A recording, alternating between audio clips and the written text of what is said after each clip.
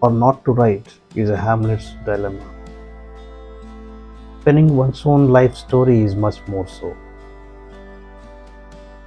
Writing a book is a horrible, exhausting struggle, says George Orwell.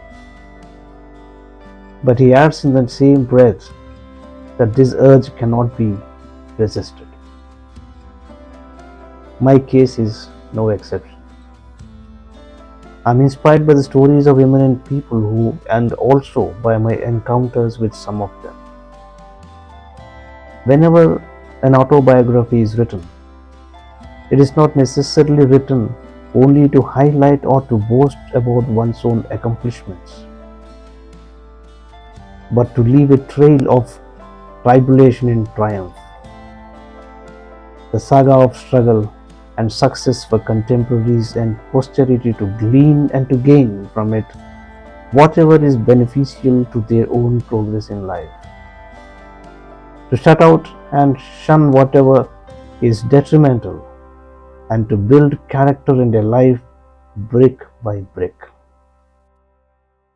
Don't forget, no one sees the world the way you do, so no one can tell the stories that you have to tell. Charles the Lamb. Each one has a story. Presenting that story is an endeavor to repay the debt due to society. To recollect all those who have showered their love on you. To recall the arduous path you tread unwaveringly.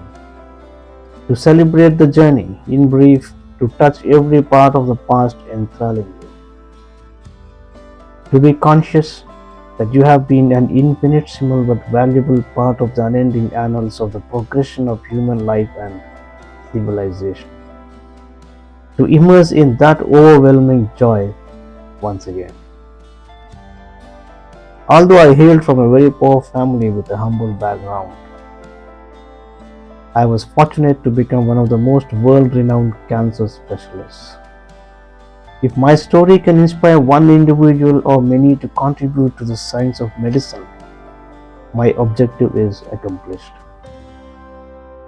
I hope some may emulate my life. I am a strong believer in the circle of life.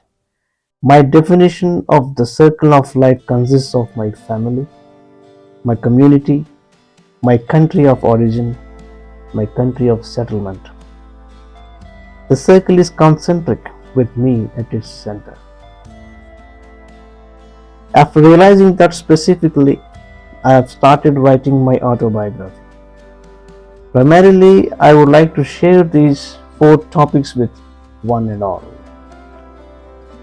It is often said that a person comes into the world alone and exits alone. But that was not true in my case, in the sense that there were 11 siblings before I was born. They were all eager to love me, and I have always had a huge family to nurture me. It's important that I state this because had it not been for my dear brother's role in my upbringing and education, perhaps I would have not been whatever I am today. The affection and the warmth my family share and that binds us, I would like once more to fondly recall through this book. Whether it is because of globalization or otherwise, if once they settle down in a good job or calling, the present generation often keeps a kind of superficial relationship with parents, siblings, relatives, and others. For generations to come, some may never know the bond that prevails in a closely integrated large family. Perhaps my affinity with my brothers and sisters may be a guiding element for presenting the concept of such a bond here. It is the primary intention for documenting my family experiences in this book. As a professional doctor, the research I have done is of immense importance. Rendering ultra-modern treatment in a well-equipped country such as the US with all the appropriate infrastructure is one thing, but the daunting task of delivering a similar service to the common man in India is another. The massive effort I have put forward in that direction has been a crucial endeavor. To disseminate the result to everybody is my second intention. To share the conviction and the unrelenting hard work involved in establishing the Basavatarakam Indo-American Cancer Institute in Hyderabad, India, and recollecting and acknowledging the generous help of many people towards that objective is another primary motive to write this book. Many fear cancer. If detected in the early stages and treated suitably, it is not impossible to recover from cancer.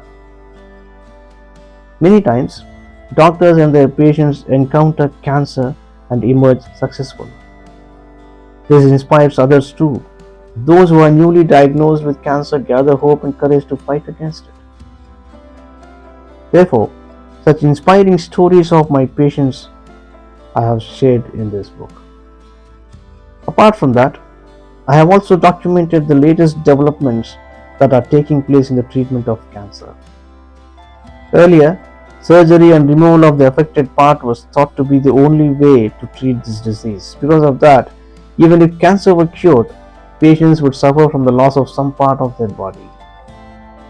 More recently, radiation has brought significant improvements in the treatment regime. In order to help people become aware of the developments, I have tried to broadly outline both the current research and research that has taken place in the recent past. The innovative trials that are taking place in targeted therapy, genome therapy, precision medicine, immunotherapy, stereotactic radiation, a combination of the latter two, next generation sequencing (NGS), and the molecular twin concept give further hope for the future. The treacherous path I have tread to reach this stage in my life and career was strewn with many impediments, setbacks, and challenges.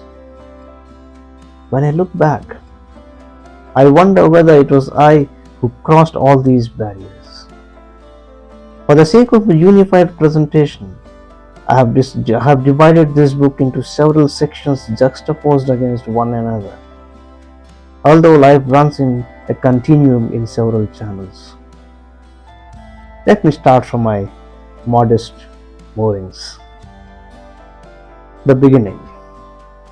One's roots define one's growth.